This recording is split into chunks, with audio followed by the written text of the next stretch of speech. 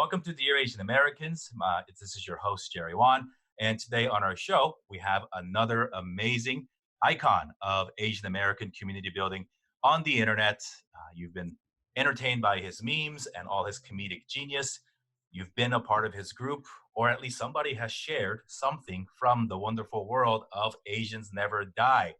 So Tai Tran is the face, the brains, and the heart behind Asians Never Die, and we feel so lucky to have him for a conversation. Tai, welcome to the show. Awesome. Thanks for having me, man. In this crazy time that we're in, right? It is a crazy time indeed. It's wow. I don't even know how to talk about it, right? I think there's so many good that can come from this. Particularly within our community. I think people are digging deep to find out who we are and who we want to be. More importantly, going forward. Yes. But yeah, before we talk about all the craziness of 2020, let's start with you and learn a little bit more about Tai and the Tran family. Where did you guys first call a home in America? And tell me about your early years. Yeah, absolutely. So my parents are refugees from Vietnam. They came over to America in 1975. And, just asking my dad and my mom the history, they didn't talk too much about it. I think that's kind of like the narrative with the refugee Asians. Like they try not to tell too much of the story because it's very tragic and a lot of times it's unhealed wounds and they don't want to bring up those feelings again. But, my dad's 71 years old right now. And when he first came over to America in 1975, he said in Arkansas. Out of all places in America, Wow. It was, Arkansas. And it was a beautiful Caucasian family that was sponsoring him through a church to come over here. And he kept in touch with them. And, thank you so much to that family for, giving my dad an opportunity to come to America. But then from Arkansas, he moved over to Tennessee. And that's where my parents, had their first two children. Tennessee was an awesome place. He loved it. It was Nashville, Tennessee. But this whole mass migration of Asians going over to California, because that was like the technology rush, right? IBM, HP, all like the hardware companies was popping up. So my uncle and my dad is like, hey, this is an opportunity for us to go to California. So they drove. My dad packed up his car with two kids, drove across the whole United States in 3 days with my mom. And this is like during the 80s where there's like no rules and regulations. So he's like, yeah, the kids were hanging back on the back seat with just a mattress, no baby seat. It was insane. And he said that during the trip across, it was like he drove across the desert. And then it was really, really hot. And when he pulled over to a gas station, he didn't notice this, but his tires were completely melted and blown up. And he was going like 100 miles per hour trying to make it quick across America. But thank God to this couple pointed out to him, hey, your tires are about to explode. And, they saved his life pretty much. So, But yeah, long story short, they made it over to California. We settled in San Jose. That's where myself and my younger brother was born. San Jose itself is a melting pot. You got a large Mexican population. You got some African community there. You got a lot of Vietnamese people and spots of like other demographics, but it was mainly Mexicans and Vietnamese in San Jose. So that's where I settled. And so you were born in San Jose, and as you just mentioned, pretty diverse, probably more diverse today, obviously. Yes. But, we know it today as Silicon Valley and then really the tech capital and a different narrative when it comes to socioeconomic makeup of the neighborhood and the gap, obviously, unfortunately, that still exists. But how was San Jose and for you growing up there, back in the 80s? Yeah, it was like majority of immigrant and refugee parents, my parents came over with nothing. They didn't speak the language. They didn't have, the education behind it. So they worked very mediocre, I guess you say, like just labor jobs with their hands. My dad was an electrician. So we didn't make a lot of money. And my mom actually had a lot of health issues with 4 kids. So she was in and out the hospital a lot. So my dad couldn't work full time because he had to take care of my mom plus 4 kids. So, we grew up with very humble beginnings. We had welfare, we had the food stamps. And, for me growing up in America, what you see on TV of this beautiful, perfect white family, Thanksgiving, Christmas, the presents, watching Home Alone, having all the toys, we didn't have any of that stuff. I remember for us going shopping, my mom would bring out these booklets that are called food stamps. And, with the food stamps, it's not like what it was today with the card. It was actually coupons, $5, $10, $20 for kids would be. And, you know, as a kid, I didn't understand that we're poor, but I kind of did because, you know, we'll get certain reactions like, you know, people kind of look at us or judge us. And I started feeling a little ashamed, yeah, that how come my parents, or how come we didn't have the nice things and, you know, we'll shop with these food stamps, you know, but you know, as a kid, you just didn't understand the financial situation that your parents are in. Not until I was a lot older that I understand that, hey, you know, our parents went through hell just to give us the opportunity. I'm super appreciative and thankful of them now. But yeah, you know, we grew up very, very poor, did the best as possible. And the only way out that my parents taught us was to go to school, go to college, get a degree, which I did. I went to UC Riverside. I graduated. I tried to do like the traditional, you know, STEM route, you know, science, technology, engineer, you know, because our parents, that's the only way that they thought was successful, Right, right? right, of You course. find a, you find a secure, stable job. And I was the first a computer science major. Ooh, Yeah. Silicon Valley, right? Computer science major. But I hated math. I hated studying. I guess you can say I was the class clown. I was a very oddball child. Growing up for me, I was always the black sheep. I was the middle child. I'm a left-hander. I'm completely I guess you can call it the problem child of the family because every single parent-teacher meeting, every teacher told my parents this: Tai is the worst student I've ever had.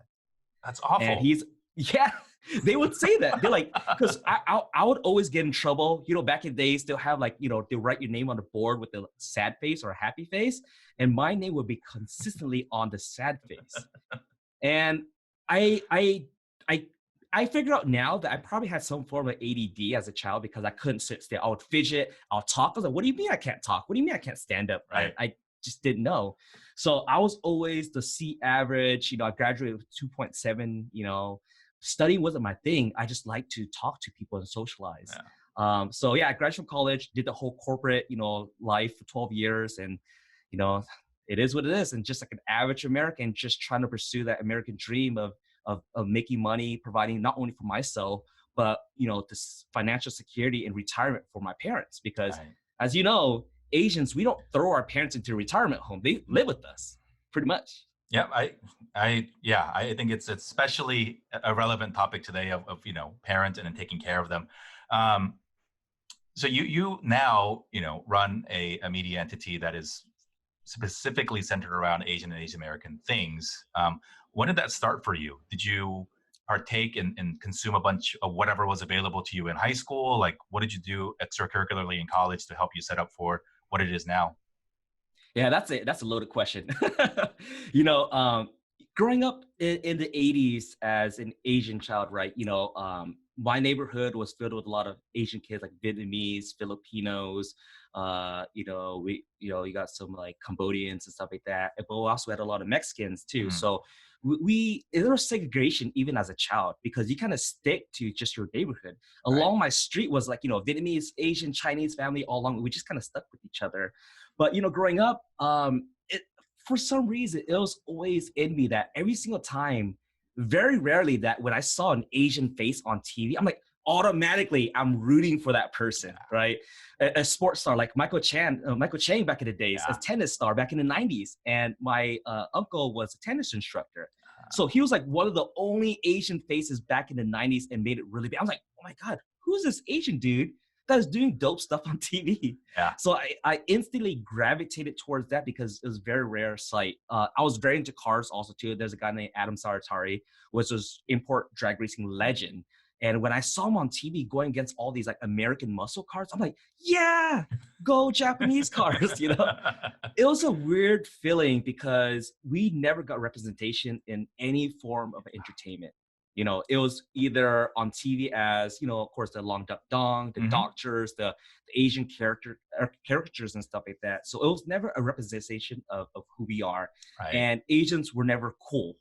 You know, coolness and Asians didn't get on. We were like the nerds or the sidekick or the beta male that never really got the chick. Right.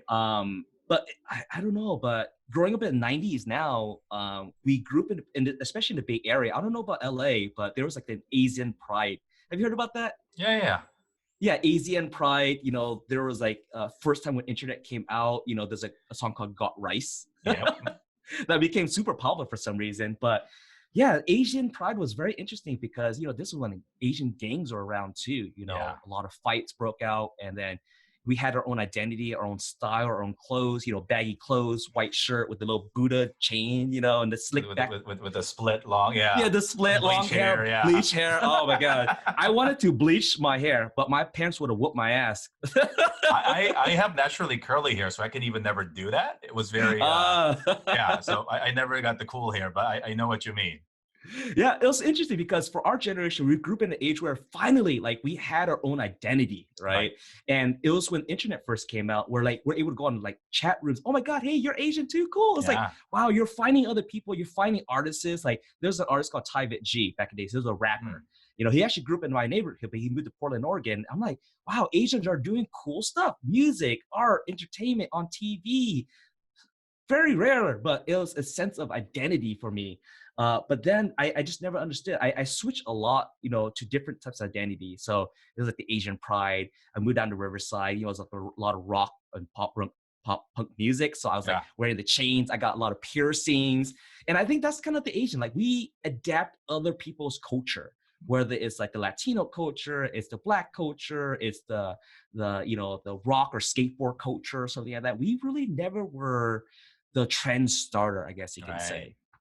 We just kind of adapted other pieces and made it. So I was like the chameleon. Whatever was cool, I was doing. Whether it's raving, whether it was breakdancing, Yeah. whether it was into music, I just kind of like adapted to everything, every type of like trend that was out there.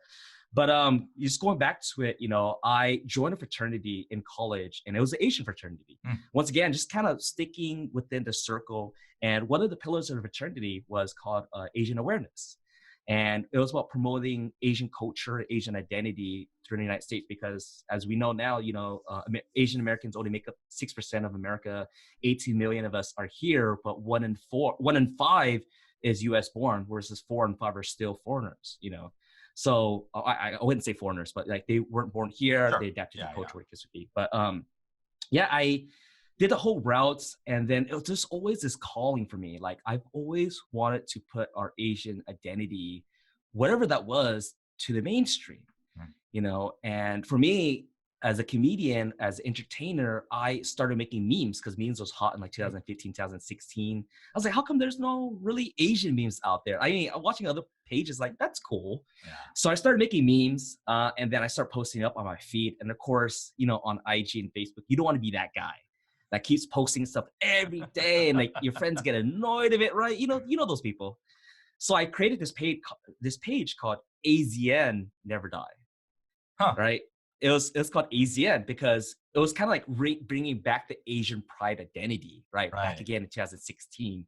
So I started up and it started growing. I started posting all my memes on there, and to this day, it's been growing organically. 4 years later, we have over 1 million followers on Facebook across the world.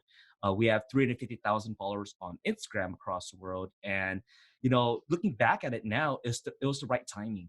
I think it's everything about timing because people are ready for it. And now there's a sense of hunger for Asian identity, Asian mainstream. We really want to put ourselves out there. Of course, fresh off the boat. Right. You got Crazy Rich Asians. You got all these other artists and pioneers that have paved the way for us. So once again, it's just taking my comedic side and then my Asian American identity side and putting it all together to create Asians Never Die. That's awesome, man. Whether it's AZN or Asians, where did the name Never Die come from? So it's interesting because one of my favorite movies growing up was The Goonies. You remember The Goonies? Yeah. Yeah. So it says Goonies never say die, and for me, that the '80s movie always brought back a nostalgic feeling. So I was like, oh, Goonies never die sounds cool. That means that you never give up, you never give the fight. Yeah. So I was like, oh, Asians never die sounds pretty cool too. So that was like my inspiration. Very cool. Yeah. Talk to me about 2016 and your earlier years. I do a lot of creative outputs and different brands and stuff. So yeah, I'm sure some of my friends, for them, I'm that guy that posts way too much, and it's just like, which is fine, But as you started exploring with your own content and really putting that out there, so I don't know, 4 years, million, it's not linear growth, right? Like, how was the first year or two? Were you the only creative genius behind all the memes? And, at what point did people start contributing so that it became more of a community versus a one-way meme distribution channel? Yeah, absolutely. So in 2016, I was still working in corporate life. So I was still balancing out my full-time tech job. Being in the tech world over here, I was working for a couple startups. So I had my full-time job putting, 9, 10 hours there. But at night after 6, 7 o'clock, I was working on my passion. It was just creating memes and just entertaining people. So for the first 2 years, it was just honestly myself. People were sending stuff here and there, but it was majority of my own creation of my upbringing. And for some reason, a lot of people gravitated towards that. It's like, Hmm. oh, I remember my parents whooping my ass too with that little broomstick. Like, oh, I remember my parents, wrapping up their remote control with saran wrap, and it just became a thing, right? It's so funny that we can talk about it now. Where like child abuse was funny to us now. It's not We grew up funny, in a, man. it's not, but we grew up in a different generation, Of right? course, We of grew up course. totally. Right. I'm totally against that now. But we grew up in the 80s and 90s where our parents didn't understand No, of because course. them. It's yeah. But I think it's important to talk about that with people for whom you don't have to one explain or justify stuff, right? Like, Yeah. there were things, whether you're Korean or Vietnamese or Chinese, like, capital punishment was okay, right? Like It tough was. love was okay, you Yeah. know. Um, Yeah. I don't know. Like if you make your kids do stuff today, like punishment, like it's not okay, right? But Yeah. we evolve and we Yep. learn and we adapt. But you know, if you tell one of these stories to somebody who doesn't have our collective immigrant experience, it's, oh Yeah. my god, your parents did that to you, and it's like, look, I Yeah. don't need to like defend my parents, but it's nice to have the conversation in a forum where there's a basic level of mutual understanding of but Absolutely, it man. is, yeah, it was just what it was because survival, right?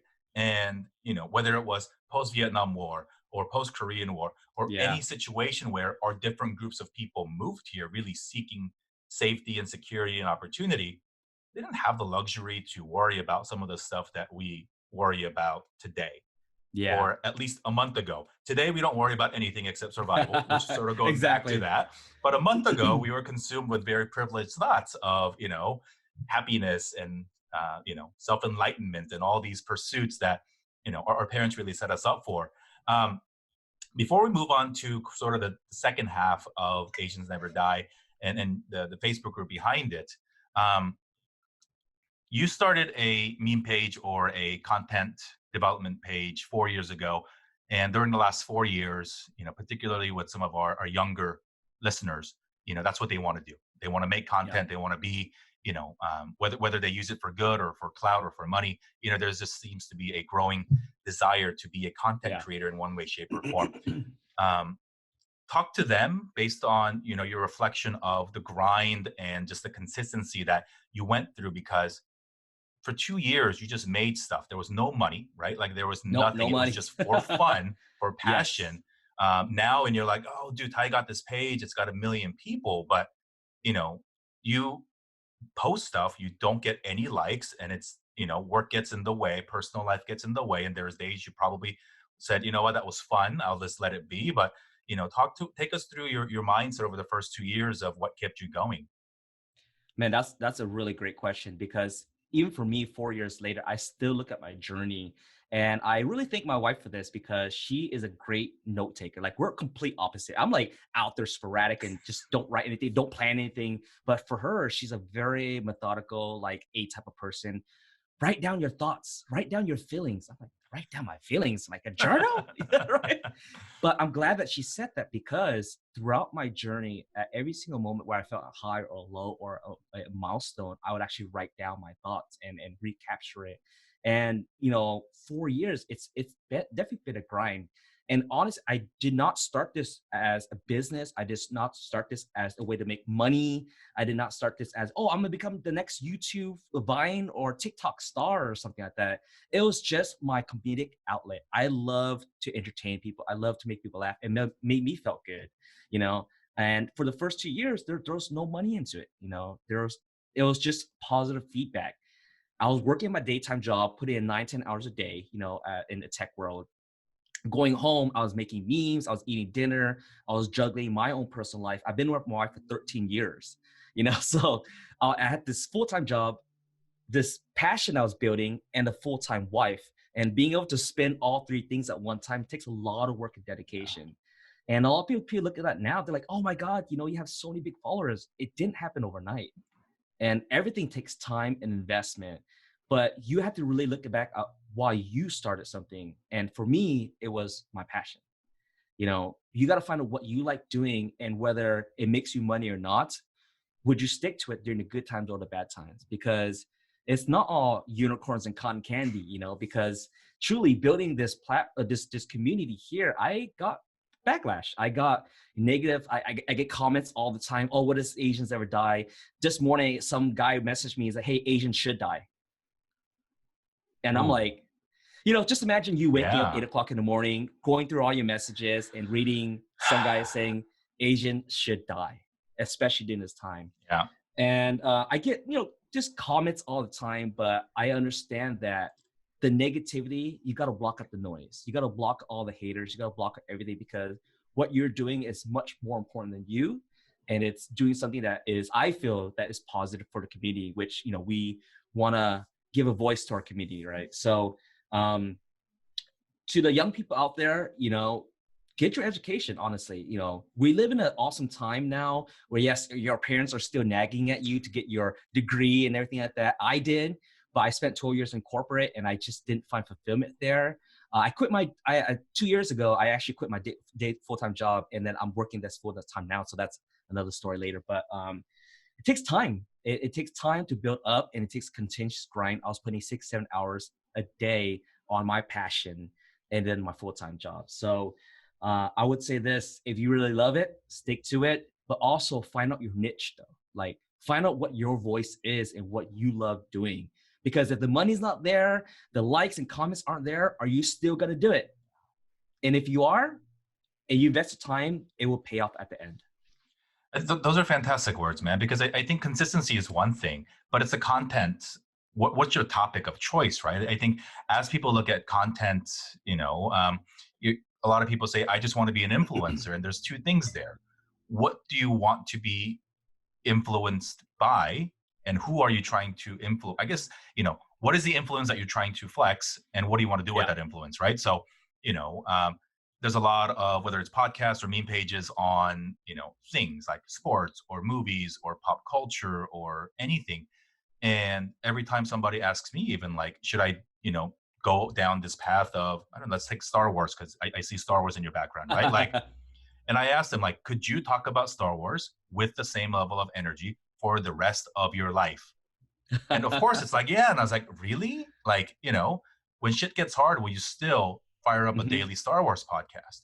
And Yep. so, I think for me and for you and for everybody else, they're sort of in the community building and uplifting of Asian American voices. For me, the process was peel back every layer.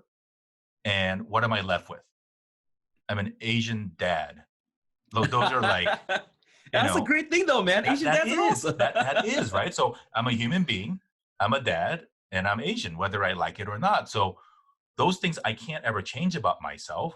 So yeah, those are probably, a few of the things that I think really I can talk about for the rest of my life, because I think this is the ultimate debate of, do you let the attention come to you or do you chase the attention? Hmm. And, right now in 2020, you know, if you start anything Asian-ish, you're gonna get more immediate attention than you did 4 years ago, because of Yeah. people like you and Benny and Phil and all these other guys that built up the foundation of this should exist in the first place. And there are more voices now, but the pie's growing, so the growth rate is the same. Yeah. But it's the topic of choice. I think is fascinating because you know why not? Because it is who we are. And also, why not? Because if you don't do it, who is? Right. And I think that's another, you are best, you as the child of Vietnamese refugees, and having told that story, you are the best person to tell our Asian American story. We talked earlier about not seeing enough of us in TV. And Hmm. even when we did, those characters and those scripts were written by people who don't look like me and you, Yeah. and who don't respect the experience, right? So even when we do get it, it's who controls the narrative. So I think that's like, so if you guys are out there and you're like, hey, I want to start a podcast, I want to start a meme page, you know, what do you want your legacy to be, number one, in context with, can you do this for the rest of your life? Yeah. It's, and I think I can with this platform. And because every day you get to meet somebody new, and everybody, every day you get to tell somebody's story. But, I don't know, like, really, you can't talk about NBA basketball every day for the rest of your life. Maybe you can, but like, is Some that people what you do. want? Some people do. Not, not much to talk about today, but, some people do. So, okay, let's go back to Asians Never Die. So first 2 years, you got your day grind, you're doing. Um, what, what was, what had to have happened, and what did happen for you to say, I want to take this more seriously? And how did you then expand your content into more than just memes, including building the Facebook group behind the actual page to now build a community around your efforts? No. So what happened was that a lot of times I've noticed that, especially in any entertainment world, what comes behind it is like there has to be a creator, right? There has to be something that making music, making content, recording a video, right? That's the number one thing. Number two, there has to be a community of supporters where your fan base, your audience, right? You create something, you put your music out there, 100 people likes it, 200 people likes it, 1,000, 5,000, 10,000 people likes it. So the community is so important. But the third thing is capital, right? You can do music, you can do movies and TikTok dances and all stuff, all that you want. But when you grow older, like you and me, somebody comes knocking the door and his name is Bills that just keeps coming every single month. And you can keep doing things for free. But I asked myself, hey, if I wanted to do this entertainment, this platform, this community for the rest of my life, how can I do it without Right, focusing my day job, right? right, Because at that time when I had my day job, it was paying me good money, and I didn't need to make money from my platform. But then I had an opportunity, big shout out to Next Shark and Benny. He was actually one of the first people that showed me that there's an opportunity where I can do this full time, mm, where I didn't, it wasn't, if I was looking to make a lot of money from this, I wouldn't be doing this entertainment thing, to be honest with you. But I found much more passion and purpose in doing this. But I asked myself, if I was able to replace my full-time income with this, what routes would I take? right, So that really showed me that, with working with Benny and Nextshark, it showed me that, hey, I'm able to find a way to monetize this. My background is actually in marketing and especially in the affiliate channel. mm, So I was already connecting brands with creators already. So I was the little bridge that a lot of people don't understand is that in order for you to continue to create, you need capital, you need revenue, you need right, income somehow. YouTube is a great platform. Twitch is a great platform, right? So I would say that point where it reached for me was I was spending my full-time job and I was making some extra side money with my passion here. And over time, it started growing where my side income, my side hustle was with my full-time. yeah, But then I was just so busy balancing out my job, my passion, and my wife. Something had to give. right, And I sat down with my wife. I was like, you know what? I love what I'm doing now. And that's the only thing I look forward to was building this community and entertaining people. My job was cool. I was like, I just can't be able to balance all of this and still, have a normal life. right, So I talked to my wife. I sat down, talked to her. She's like, you know what? I believe in you. And I think that's very important. And a great lesson for everybody is that with every successful person, there are people that backs you up and believe in you. And that's my wife. She said, you know what? I believe in you. Go ahead and quit your job. I'm like, holy shit. She gave me the green light. So I turned in my resignation letter and then I just went full time into it. I had a game plan where I was already monetizing, right? Here's the thing though. Don't quit your job and just jump right into it without having a game plan. A lot of people say, oh, I'm gonna become a full-time YouTuber. And then they don't make money for the first year. Like, oh shit, this ain't working out. I gotta right. go back and do DoorDash or Yep. Uber, something like that. Have a game plan and understand on how you can monetize your platform. Once again, it's not about making money from it, but it enabled me to create, Right. right? And that's what I learned. So now, 2 years ago, I quit my full-time job. I'm doing this full-time. I have a couple part-time staff members on board to help out. But then the community started like reaching out because now there's a voice. There's a Mm, lot of us out there, not just in America, but Canada, Australia, Europe. There's a lot of Asians all around the world. Our diaspora is very big. So people started like reaching out. I was like, hey, I made this cool meme. I made this cool video. And I was like, dude, that's so dope.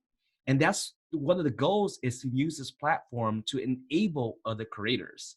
So it's been a wild journey for the last 4 years. And, being able to do this full time was making a little money from it, just to pay my bills and to pay the staff members, just to stay afloat. And I think that's one of the keys to success, is to have a game plan and to really understand what you're getting into. In making money on Asian things or community things, for me, and I know for other people, is sort of a touchy subject. We grew up always being asked to volunteer for community stuff, right? Like, you know, um, whether you're in high school or in college, anytime there's anything community related, whether it's a voter drive or some festival work, it's always do it for your community. Yeah. So what I think is super cool in 2020 now is when you look around, we are still evolving. We're not really, really there yet. Um, but there is a really, I think there's a balanced area where, you can uplift the community, do something for them, and make a living for yourself, because you know that you're going to be a good steward of that money, not only for yourself, but also trying to put a big spotlight on other members of the community, right? So Yeah. I think early, I don't know how many ever years ago, but I think a lot of great efforts to do content around Asian things, like you, I think what I'm hearing from your story is there was a hesitancy to do it full time and to monetize the audience, as the term goes, because it's like, dude, this is for me to entertain and just build a community. But if I make money from them, but it's not from them either. It's complex, and Yeah, it is. there's no right answer, especially in social media marketing money, which is, like you said, a lot of affiliate stuff, where it's like, oh, Yes. you know, I don't want to be that guy that just every post is an ad, Yeah, right? for But sure, man. you have to work with brands that are also aligned to your values and your audience's Yes. values, That is right? the Like, key. That is the yeah. key. So one thing, it's been fun, but my goal too, with we have somebody, Allison, that edits our videos, and somebody that made our logo and does other stuff.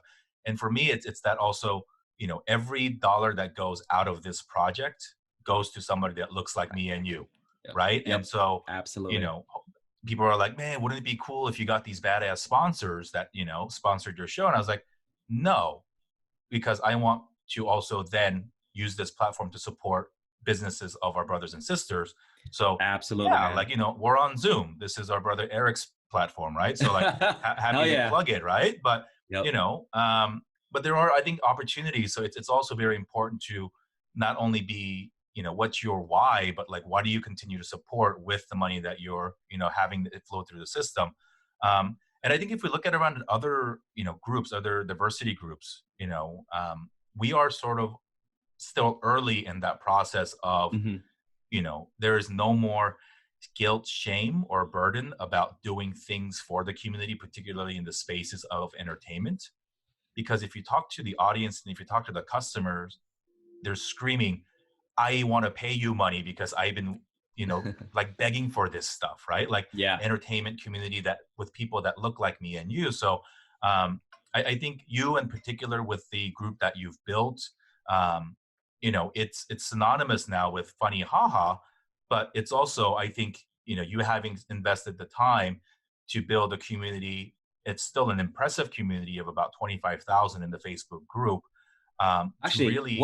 1 million on Facebook. Our group just started up like 2 months ago. Okay, fine. Even that's more impressive because that number, right? Um, yeah, that wasn't to take away from the thunder. The page is Oh a no, no, no, million. no. The group is still impressive, Yeah. because it's that, there are many, many people who want to engage in thoughtful conversation, right? Because Yep. a large percentage of that million are disengaged, funny haha, and Yep. shouldn't contribute to thoughtful conversation too. Um, so let's talk about that group. What were some of the earlier conversations that you saw when you decided to open it up so that people could talk to each other? Let's start with that first. In your first Yep. few weeks of the group, or what made you want to start the group, and what were some of the earlier conversations like? Yeah. So, I mean, for the last 4 years for the Facebook and Instagram, it was just like a brainchild of mine, right? It was just one voice, a couple voices that was helping out here and there, but it didn't really engage the community. So I was like, you know what, like there's a lot of people that want to talk about certain things, and there's a lot of different viewpoints, right? Asians is not a monolith, right? There's conservative Asians, there's progressive Asians, there's right wing, left wing. Asians are everywhere. Trust me, Mhm. they're not this California, New York liberal bubble people. It's you read the comments out there, Oh yeah. and people are very diverse. There's a lot of Second Amendment Asians that like guns, and there's Uh-huh. anti-Asian, anti-gun Asians. So just Well, there's understanding. anti-Asian Asians out there too, man. That's another topic, brother. That's another topic. But yeah, it's so interesting because I feel that social media enable us to have these conversations, Right. right? And it unfortunately, majority of the conversation is yelling at each other instead of listening to each other, right? So that was the goal of this group, was like, hey, let's have some thoughtful communications with each other. Let's have you engage and you put out stuff that we can talk about, because if it's only one or two voices, you're not going to get the full narrative. Mm. So, I mean, starting up this group was to get feedback from people from different angles and points of views. And it does get heated. Absolutely, it does get heated. But I think at the end of the day, for some reason, everybody always, there's a commonality between all of us, right? We call it the Asian brothers and sisters and stuff like that. But it's been a very interesting evolution of hearing a lot of people's perspective.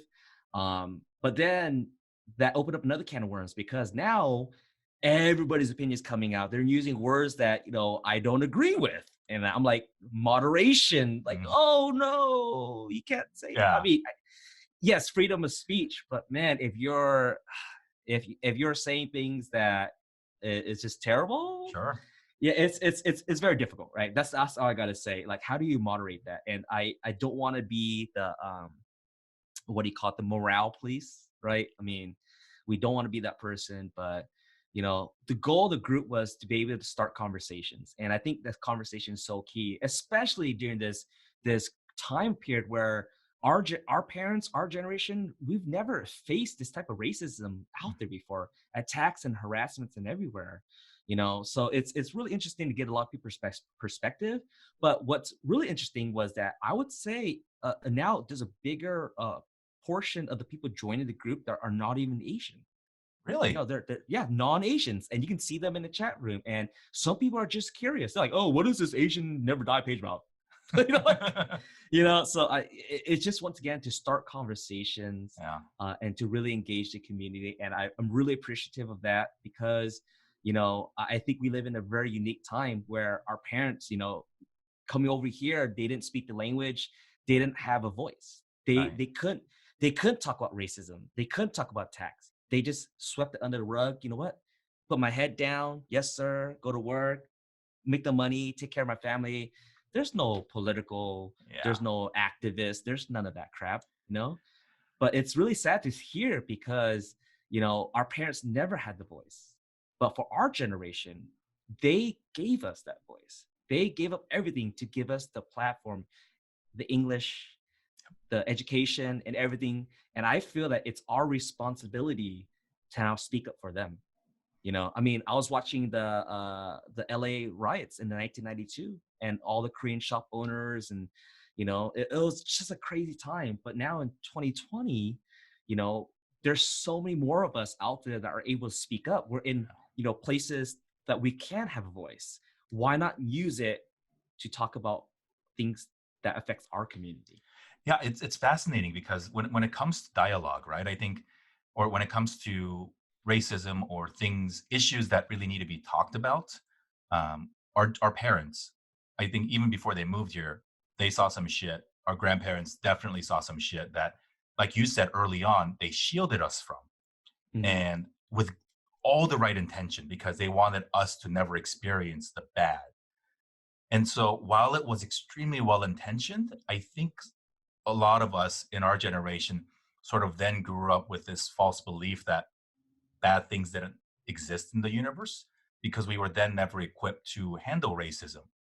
It was like you said, go to school, get a good job, get that fancy logo on your resume, and that should protect you or Yeah. exclude you from discrimination, racism. living in the right neighborhood will then, get people to treat you better. And that's not true because you cannot change the color of your skin. Yeah. And in some weird way, I would say that there is probably even a stronger correlation to wealthier neighborhoods, wealthier zip codes, and certain boardrooms in certain places where there's silent racism that is stronger, that is never really said, but they keep their mouth shut because it's, protocol or manners. But now it's, unfortunately, a lot of it is coming out, even in certain areas where, like Northern California, like Southern California, where historically, or just the general sense is, there's enough of us here that it is safe, that it Yes. is, one of the first things that I heard about really, really sad was on the election night in 2016 that somebody got yelled at, screamed at with racist slurs at a gas station in Mm, LA proper. And I was like, wait a minute, that could have been me. yeah. So all these people are just biting their tongue in the spirit of political correctness or whatever. And now there's a lot of fuel behind it.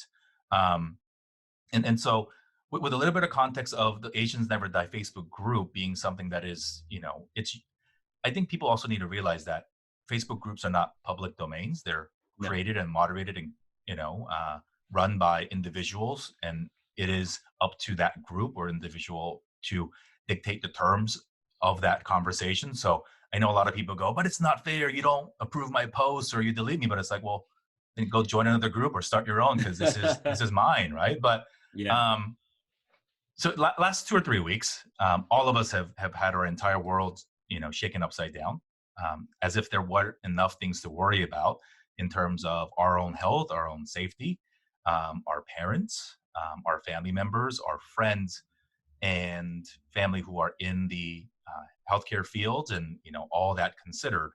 In addition to all of that, just trying to survive, on really, really unfortunate verbal, online, and even physical attacks. Yeah. And there's been a lot of really positive conversations, unfortunately, some negative conversations of reporting of the crimes. Um, and I know that the Asians Never Die Facebook group has also been a place of support, of gathering like minded people. Like you said, there's a lot of non Asians coming in with, hey, how do I support you guys in this time? Right? Like, let me help me understand better what you guys are going through. What are some things that you're seeing, and some of the conversations that you're having behind the scenes with your team on how to address these things so that we have to talk about the bad because we can't hide it anymore. But how do we do it Absolutely. in a way where it is positive and uplifting in the long term for the community? Yeah. Asians Never Die has, we have three pillars which focus on comedy, culture, and community. I've always been trying to being a positive person because I feel that, there's a lot of negativity out there already. Why don't I be the humorous, entertaining little minute or two in your life that makes you smile? And we've always focused on that, but lately there's just been a shift in the attention of people, and especially during this time period that we've once again never faced before. Going back at it, Asians were always known as the model minority, Mhm. right? I mean, that's absolutely a myth, but it was used as a way. Hey, look, Asians are refugees and immigrants. They made it. They're highly educated. They got a lot of money. They're low crimes. How come other minorities can't follow them, right? But that is a very does injustice to that, because there are a lot of people that are not like that, Right. but it was just used as a way to put a blanket statement over our community. But it's interesting though how this model minority got flipped completely upside down within the last 3 weeks. But now we are this burden, this disease, this outcast group that should go back to where you're from so quickly, right? And what you're saying was that a lot of people have this underlining, like they're hold their tongue back, and this gives them an excuse just to lash out at it, right? And for you, me, we're a lot older, right? So we've been through it. I didn't grow up in a perfect neighborhood. There's racist things. My first time facing racism was in second grade, and this kid called me Ching Chang Chong. I'm like, at second grade, and my brain at first didn't process it. I'm like, but I felt this burning anger. What? Like, I thought we're cool classmates, right? But I just felt this burning anger, and I didn't know what to say. I held it inside of me. And I think it's a lot of microaggressions that we face, may not be physical, but it can be verbal that we face on a daily basis of not seeing representation for us. So for the last 3 weeks, honestly, I think the flipping point for the Asian American community was I believe it was in February, where there's an elderly Asian man that was picking up cans, Yeah. and he was attacked and robbed and degraded and put online for the world to see. And that just lit a fire underneath the Asian community. It just completely shocked me, and I'm still getting chills from it, because when I saw that video, I was so livid, because that could have been your parents, my parents. It could have been my grandparents, because my dad's 70 years old. He can't speak a lick of English. And it just, the Asian community all around the world is like, you know what? It's just built up to a point. We can put up with it so much, like our parents, right? We just put up. It just got to a point. It's like, fuck it. What can we do? So, the Asian community all came around. You got pages all around, jackfruit, neck shark, Asians with attitude, and all these other guys just bringing up. And thanks to all the news broadcasters, we work with Dion Lim, Francis, and all those girls over there. Amazing women that are doing media and news network. Yeah.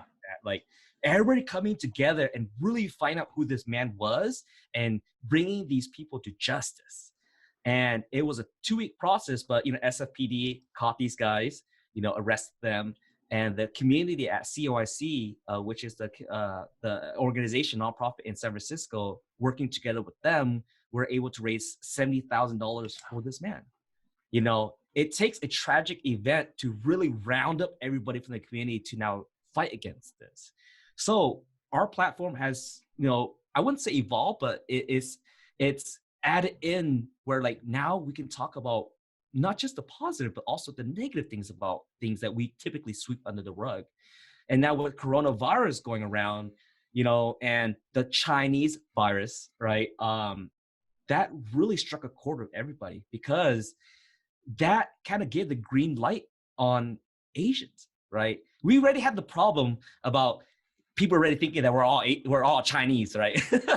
They can't tell the difference from Hmong, Cambodian, Thai, Lao, Burmese, Korean, Japanese. We're all Chinese in their eyes.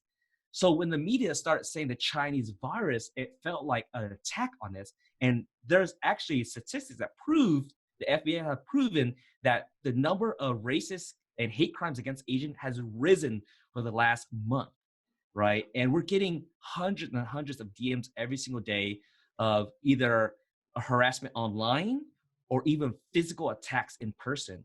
Like in Texas, at a Sam's Club, a man and his 2 children were stabbed from a 19-year-old kid because he said, I thought they had corona and I wanted to kill them because they were spreading corona. That is mind-blowing. I mean, online harassment, it's online, right? But when it becomes a physical attack, now that is dangerous. That is scary, and we can think back about 9/11, after that, the Muslim community or any brown person, Indian, Pakistani, Middle Eastern, everybody was a target. So, now using our platform, we want to fight against that and put light to it. Hey, we are here. Asians are getting attacked, and most mainstream media doesn't give a rat's ass about us.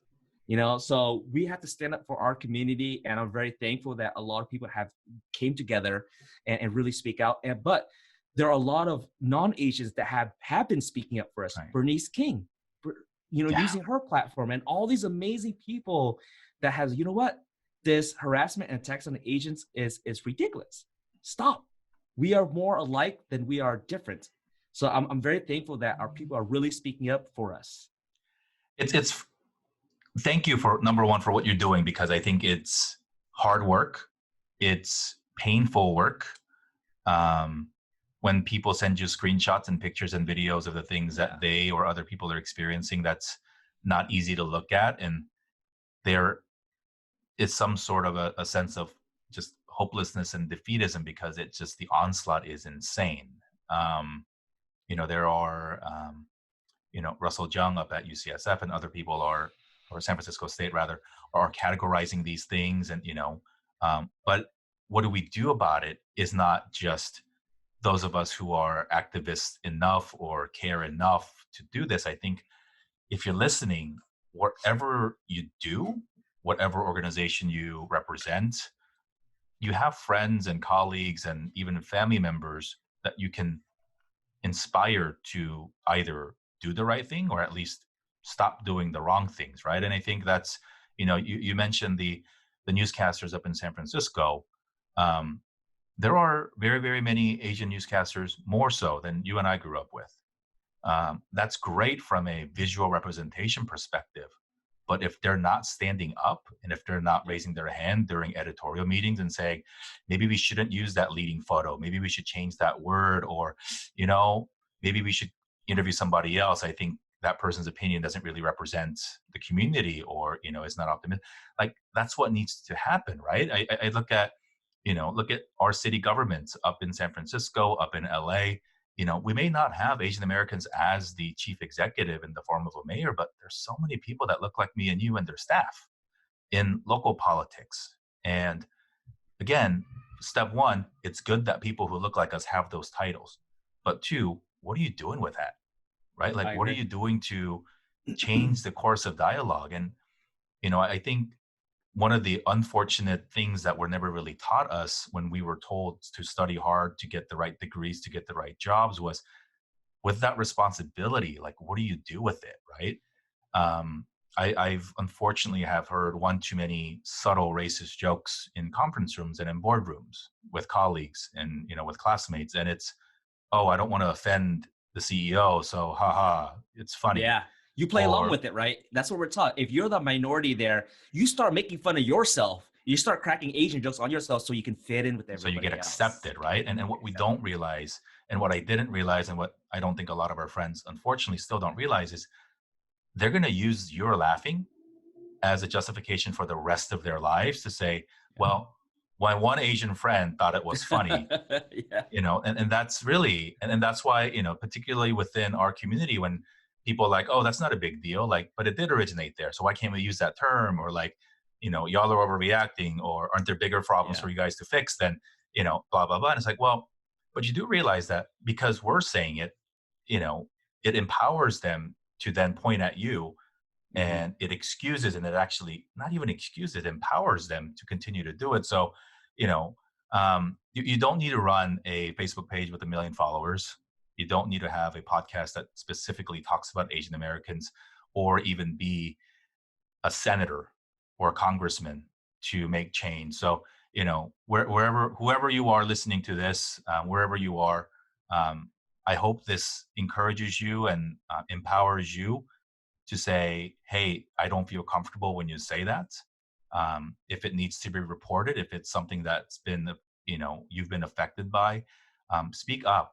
And if you don't feel right speaking up to the attacker, which is sometimes a very dangerous thing to do, reach Hmm. out to somebody in your network or even outside your network who can help. All the things that are coming out now did not happen overnight. It is the manifestation of decades of micro, whatever the opposite of micro, you know what behaviors. We've let it happen too much, so they Yep. have now been conditioned to think that it's okay. It's being built up. So even if we remove one block from their tower of hate and tower of racism, you're still preventing them from putting the block on top of that, right? So every little bit helps. um, Asians in general, even a bigger group, Asian Americans, particularly with our collective immigrant experiences, you're right, we are not a monolith.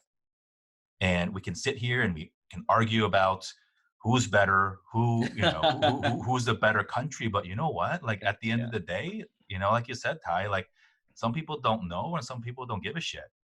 So why are we going to infight when they're all treating us the same? I agree. And this is, yeah, a part of it is to stop the hate, but the bigger part is for us to stand united and say, dude, yeah, 16 million of us, we vote, we buy, we start companies, we write legislation. um, we can change things in this country. And the sooner we stop fighting about stuff that happened 50 years ago between our grandparents because Oh they man. don't care, right? Yeah. Like it's petty. And I grew up with some of that hate too, because that's what I was taught at home. And Yeah. there are certain, things that I've said to friends or, jokes that I've made and that I still feel terribly about because I just didn't know any better. And all this is, and if you're out there and if you're listening to this closer to when it was uploaded in April of 2020, and you're graduating from college, and you don't know what you want to do, maybe you just got your job canceled because the economy's weird, or think about what you can do to help people that look like us, because there is a way to make money doing that. There is a way to build a huge business doing that. Look around you. There are people who've done it, and the market and the pie is only going to get bigger. I And agree. and what do you want to have written on your tombstone? What do you want people to say about you at your funeral? Um, I think those are the important things. And right now, if not now, then when? Right? We're all stuck at home. We're doing a lot. We're doing a lot of thinking. We're doing a lot of introspective thinking, um, and then maybe we realize that some of these things don't really matter. So, um, hey, Ty, I want to thank you for making the time. This is an interesting time for all of us to be alive in. Um, and yeah, and I want to end the show in the same way that we end all of our shows. And it goes back to the name of our show, Dear Asian Americans. I toiled for so long trying to come up with the perfect name for the show. And I ended on Dear Asian Americans because it felt like the conversation that I've been desperate to have for my entire life. To hear from people that look like me and you, that sound like me and you, and whose experiences mirror just ours. So um, it's in the form of a love letter to us, from us, by us, really, to help us get through these, not just these challenging few weeks and few months, but to live really, really fulfilling lives. So help us close out the show. I will start the letter and please finish it. Dear Asian Americans, We are stronger when we are united. There's a lot of opportunities out there beyond our imagination and our parents' imagination besides the STEM route. You can make a big difference. Use your voice, the voice that our parents gave us, the voice that they never had, and go out there and make a difference, because if not us, then who? dear Asian Americans, never die. Hey, Ty, this has been so fun to talk with you, man. It's a really, really interesting time to be in Asian American media. It Um, is. it's more difficult than any of us have ever thought it would be, telling these stories. Um, but I am so hopeful because I think the tides are changing. I think we're going to come out of these challenging times with a more united front of what do we do so that this never happens again. It's really unfortunate that these things do happen, but what more do we need to do? How many more politicians are we going to inspire to run? How many more people in law enforcement and military and anything else in the world where um, we can really stand up and say, hey guys, this isn't cool. And sometimes that's all it takes, just for somebody to say, hey man, that's not cool. Yep. um, and so thank you for what you do. I think the world is a better, more funny, more entertained place because of you. um, and yeah, if you're listening to this and you're like, God, I really want to start that thing, but it's Asian related, so I don't know if I want to lean into my identity. Lean the hell into it, guys. Thank you, Ty. uh, it's a, for personal reasons, it's a fun time for you. Your life is about to change, so good luck with all that's coming in the next few weeks. Thank you. um, and yeah, I hope to, I look forward I'm really excited to celebrate with you in person when all this is behind us, and to make sure that we can build positive change and positive um, impact in our community together. Awesome. Thank you so much for the opportunity here. And I feel that we need a lot more voices like yours. We need people to step up to the plate and step up to bat and like really put content out there, because there is a huge demand for it right now. If not us, then who? Let us tell our narrative and not somebody else. Thank you. If you don't tell your story, somebody that don't look like you is, and that's way too much risk, guys. Exactly. See you next time. See you, man.